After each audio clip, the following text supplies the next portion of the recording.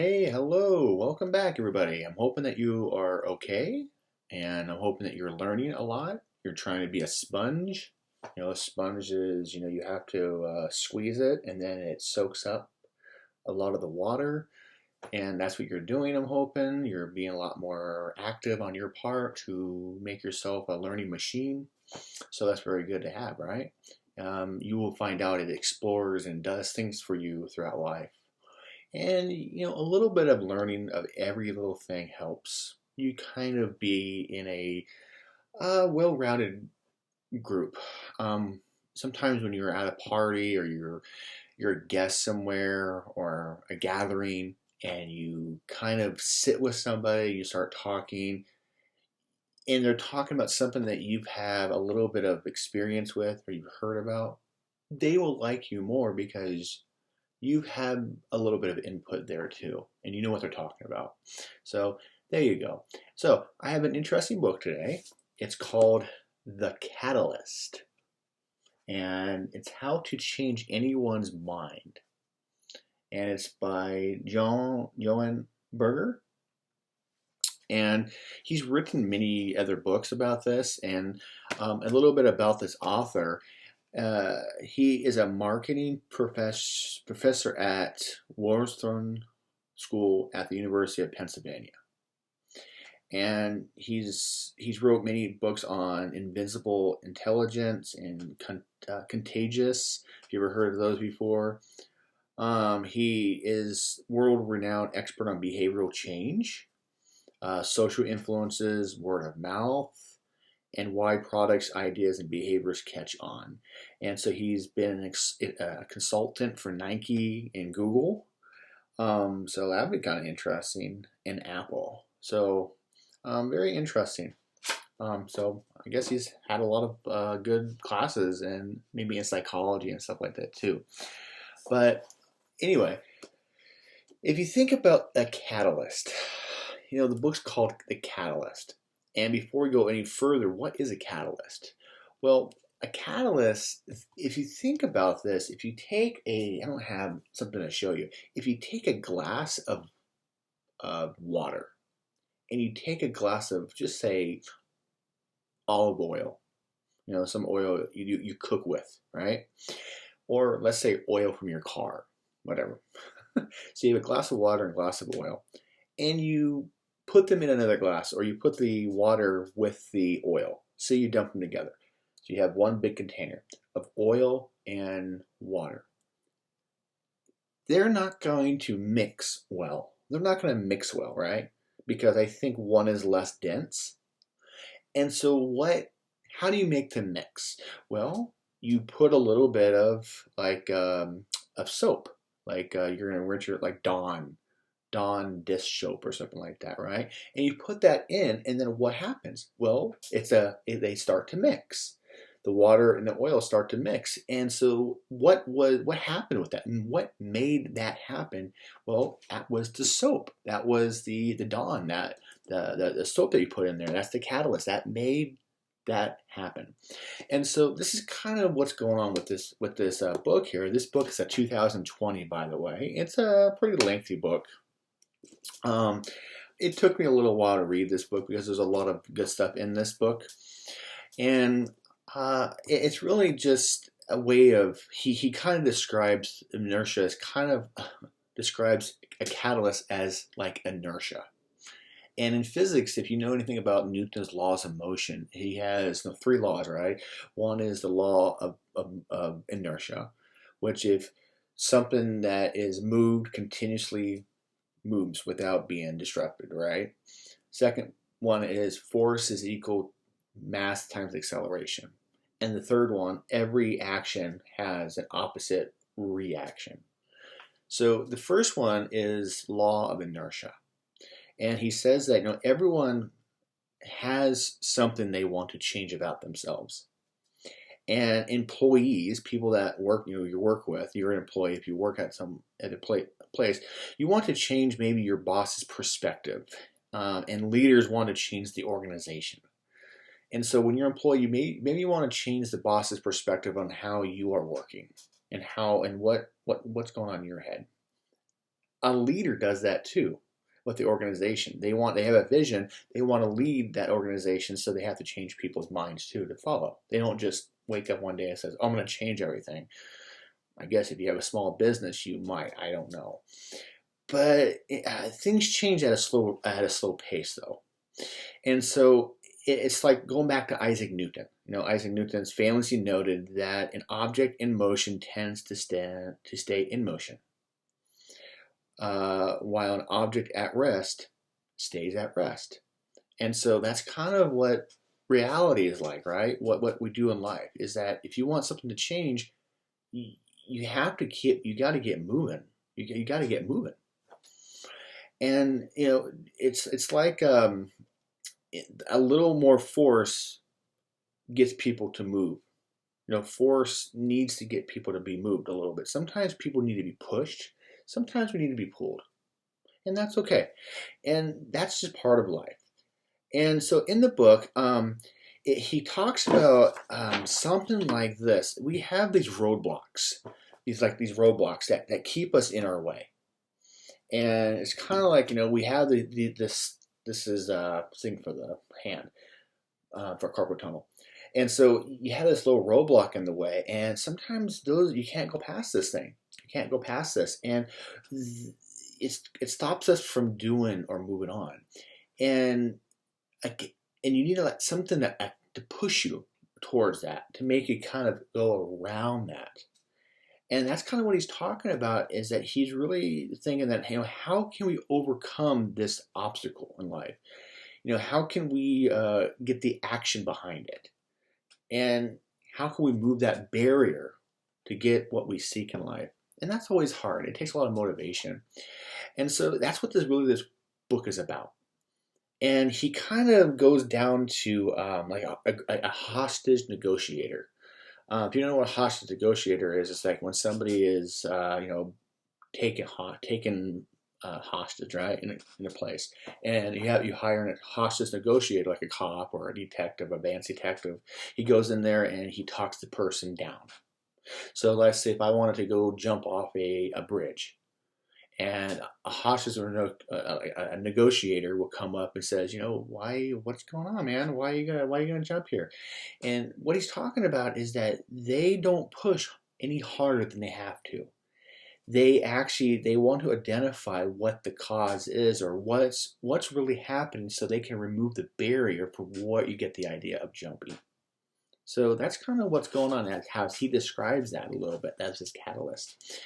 And so in the book, he kind of comes up with an acronym for this. And an acronym is kind of like, you need to find what we call the parking brakes. Like you have on your car, you have these parking brakes. Sometimes change doesn't require any more horsepower. Horsepower is speed, right? Sometimes we just need to unlock the parking brakes. A lot of times we are just going through life and we don't really have anything that kind of to put us in our way. Or maybe we're just going through life and we kind of want to veer off this way, but we have these brakes that keep on stopping us, kind of like that barrier I was talking about. And if you can relate to that, it's perfect. But we all have these chains or to us, and we just, maybe it's money. A lot of times it's always money that stops us from doing anything else. And so he wants to talk about how can we get rid of these roadblocks and release these parking brakes, so we can go on into that situation. So he kind of has an acronym. He calls it REDUCE, REDUCE, reduce. And he talks about each of these in the book. And I'm not going to spend a lot of time on every one of them, because it's going to take a lot longer than you think. So he talks about this, and the acronym is REDUCE. And so here we go. We're going to go through the acronym here. And this is just a plan to get rid of these stopping brakes, to kind of keep yourself going. It's reactance.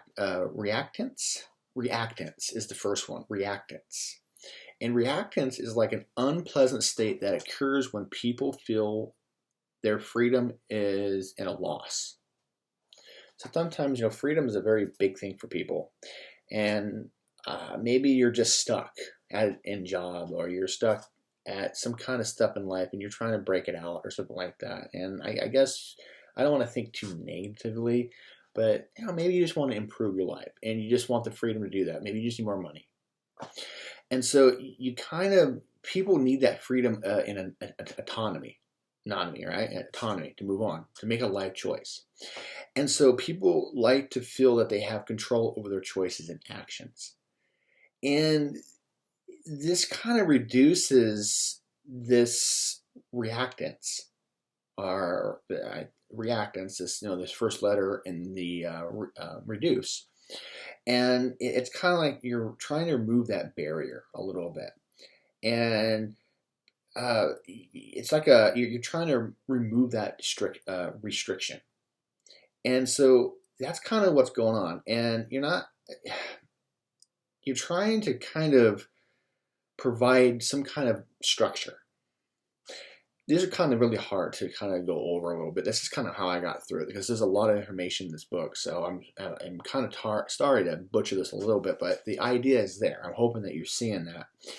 And so we like to reflect on our own personal thoughts, beliefs, and preferences, right? And the answer is most likely to drive them to action. And so that's our goal. So if a person's answer to that question is no, they are now in their spot. Because by asking them to articulate their option, the question encourages from the stake in the ground. Wow, that's kind of what he was saying. And so I guess what he's trying to say, it's like you have this stake in the ground. And the stake is kind of like, you can't go from that. You can't pull from that stake. And so what you're going to do, you're going to go over the stake and you're going to try to pull it out so it can release you. And that's kind of what this first thing is about. You got to kind of go back and kind of take what is holding you back. Maybe it's money. Maybe it's just you don't have a car. I don't know. You don't have the motivation. You need some kind of stuff to push you to get it started. So you're kind of going backwards and you're figuring out what it is and you're pulling off the ground. I think that's what the first acronym is all about. And so the next one on the acronym of reduce is called endowment. Endowment. This is kind of like the status quo. I'm just who I am. I can't do anything else. And when something is ours, we value it more. So we like to value who we are sometimes, right? We have more than we need to show sometimes. And it's kind of like, it has to be, whenever people think about challenge, they compare things to the current state. So you want to see a challenge and you're thinking about, well, my current state is this, I don't have motivation to move on or do that. And so you recognize some of your flaws, I guess. And you prevent something else from happening. And he says in the book, there's an ancient Chinese saying, break the kettles and sink the boats. And I think if you're really committed to something, that you're going to try to take action on that. And so it's kind of like you're burning one bridge to get across another. Very interesting terminology, I think. And so you have these two important things. Reactance and endowment are two important barriers that prevent change. So remember, the reactance, you're going back, you're pulling off the stake in the ground, and the endowment is that you're trying to get something going with a value. You're trying to say, I can do it. That motivation going. And then the third one in reduce is called distance. And you're kind of, it's distance. So think of like distance. You're correcting false beliefs. When you're trying to change minds, we want the evidence to work in our favor. And data should lead people to update their thinking. And even if people don't move all the way, meeting somebody in the middle, they end up closer to the desired results. So let's say that you have freedom now and you're moving. You want a little bit of distance from where you were. And as long as you are getting away from that, and maybe you're in the middle of that, and that's fine, at least you're moving towards the right direction. And that's just how we go through life and stuff like that. And he says, it's in psychology. There's a psychologist named Thomas Gilovich. When examining evidence relative to a given belief, people are inclined to see what they expect to see and conclude what they expect to conclude.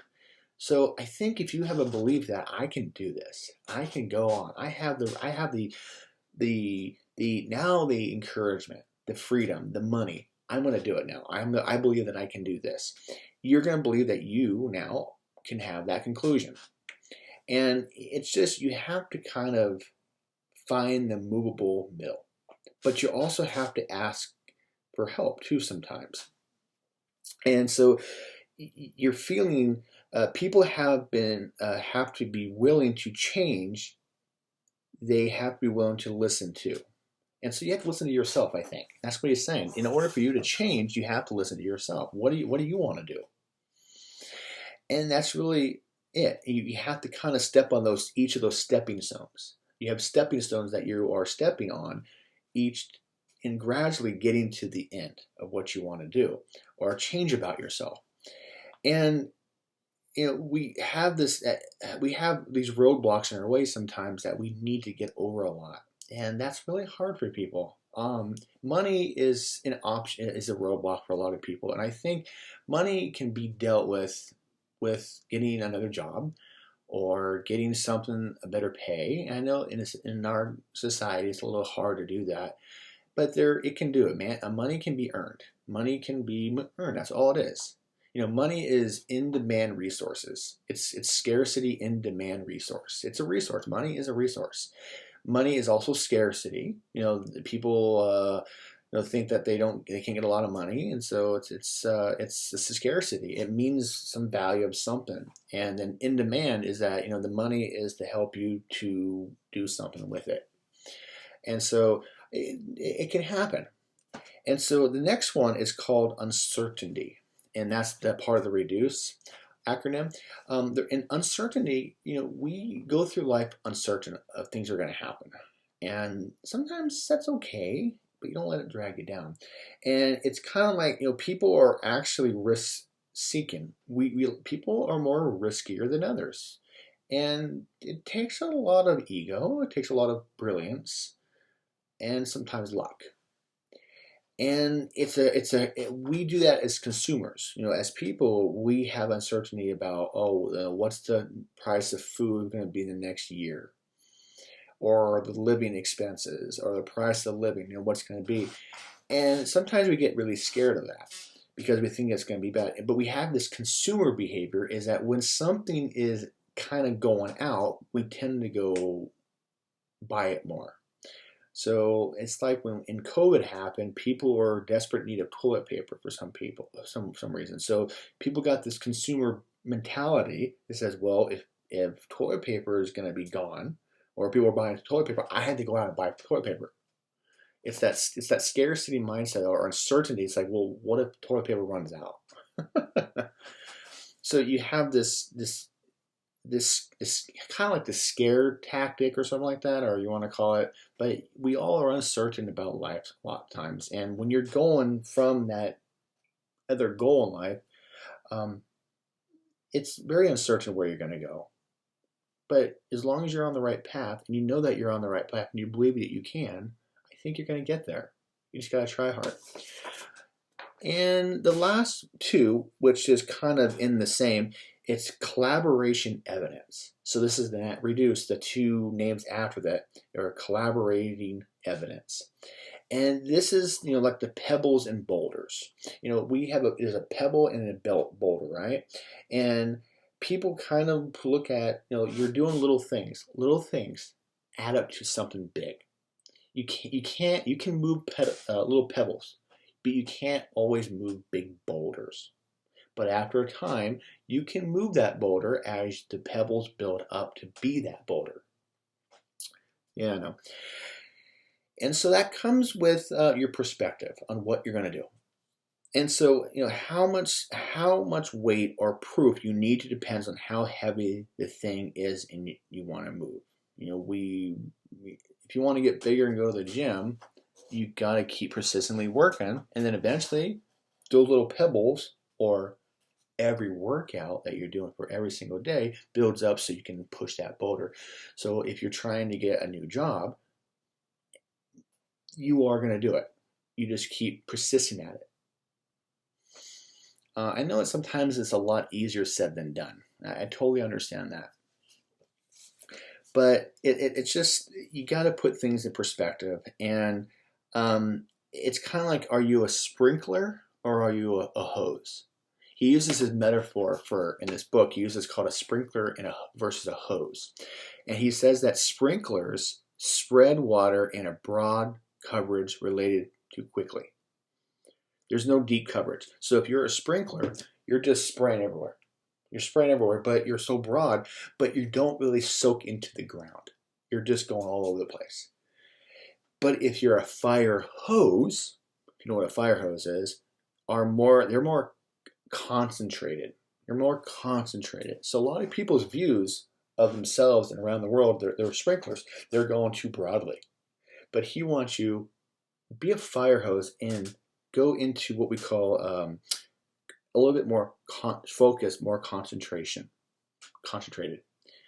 And you're very more narrow in your point, and you're going to become more saturated. I like that.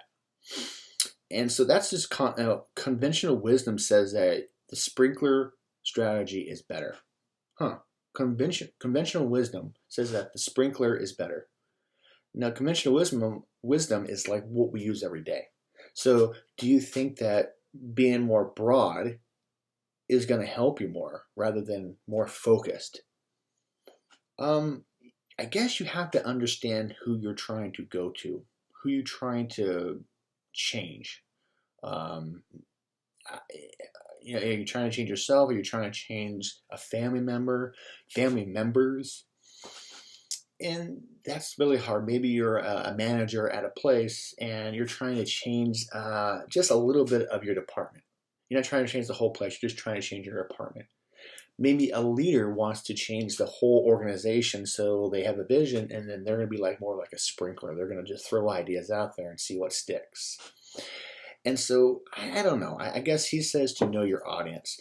But very interesting book. Like I said, there's a lot more in here that we just didn't get a chance to talk about because there's just so much, and I don't think it's that much important to talk to you about. There's little nitpicks and stuff like that you can look at. But he says that, the strength in numbers, which is true. I mean, numbers do count. And sometimes if one person says you have a tail, you laugh and think that you're crazy. But if 3 people say it, you turn around to look. Very interesting, because if somebody says that, oh, you have something going on, you can ignore it. But if more people say the same thing, then you eventually look at it. And you can kind of associate it to something more than real life. I don't know. But it's mostly behavior and stuff like that too. And you got to know yourself. Very interesting book. I would recommend it. It's an interesting book. And he's an interesting author. So hope that you did okay with it. I'm sorry to kind of be a little bit very vague in this. Like I said, this is kind of a tough read in a way, but I think the message you have to kind of lower yourself a little bit and just kind of not lower yourself as to be open-minded and just kind of don't think too much about what he's trying to say and just say, oh, that kind of relates to my life a little bit. That's my thoughts. I don't know if that's really the best example or not. But just gotta be open. And it took me some time to read this. And there is a lot. And highlighting his count, stuff like that too. So, yeah. Well, hope that works. And I will see you in the next one.